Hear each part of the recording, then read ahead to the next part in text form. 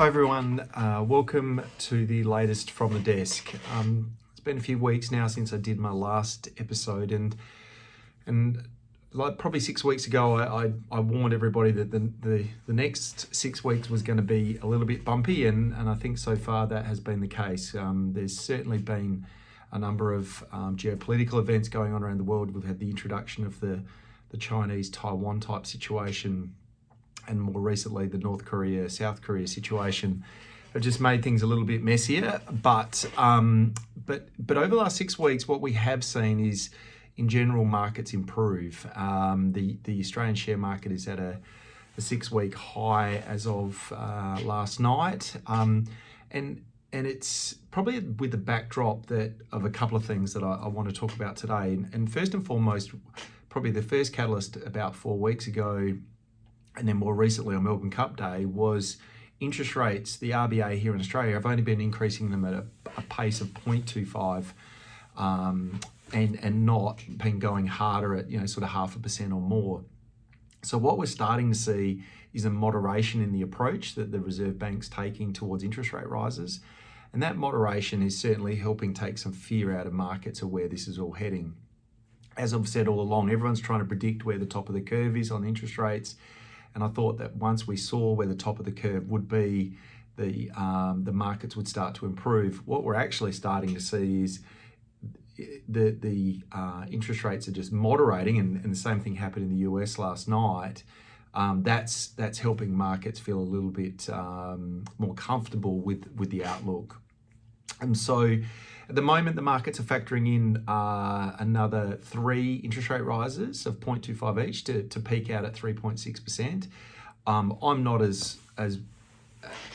not sitting in that camp, to be honest, and I actually think that we may have seen our last interest rate rise, to be honest. So it will be an interesting few months just to see how that plays out. But we are much closer to the peak end of that cycle.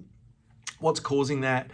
The moderation? Well, we've definitely seen supply side inflation start to moderate. I've talked about shipping containers and freight lines and timber prices and steel prices, and now we've seen used car sales starting to fall. We still haven't seen the moderation in wages yet, but the government are doing a lot of activity around that area. Housing prices are starting to fall. So there's relatively good signs around inflation moderation, and we're going to see this patchiness because of the flooding. We're going to see some food price inflation, and we're obviously seeing some structural stuff around the electricity prices as well. But in general, we're seeing some light at the end of the tunnel, and also people talk about inflation, and it's a very immediate forecast. So when you talk back in 1980, the forecast inflation, the long-term 10-year forecast inflation was 10%. If you ask somebody today, well, what's the 5 or 10-year forecast for inflation? It's still only 2 to 3%. So there's a clear body of evidence that people are going, right, yeah, we get that inflation is here right now. We've gone through this COVID situation where probably the analogy is that we've had to swerve to dodge something in the car, and then we've overcorrected, and then we're slowly trying to get the car back on the road again.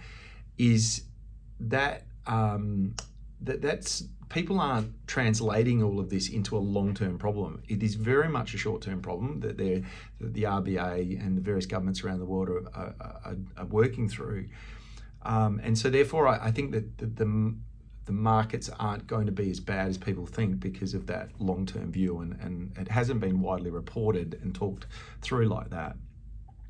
Probably with the markets, I think we certainly have seen the PE collapse, the price-to-earnings ratios collapse. Now all the worry is just simply about earnings, and I think the earnings season will be a bit soft over the next 6 months as businesses try to as the economy feels a bit softer and things are starting to feel a little bit, costs are going up and a few other things a bit more problematic. So I think it's all about the earnings. I think dividends in Australia particularly look okay, and I think you'll see that flow through fine. The banks are going to be very, very strong. This interest rate rise means that they actually make a higher margin, and so you're going to see the bank profit reporting very good over the next 3 months. Which will hold them up, and their dividends will be very strong as well. So I think that, there's certainly, I said by Christmas that we'll see some light at the end of the tunnel. We might see it a little bit sooner than then. And hopefully these markets start to calm down. But yeah, look, if you have any questions, feel free to reach out to myself. If I'll no doubt speak to you all on the countdown to Christmas, only about 8 weeks to go. Cheers.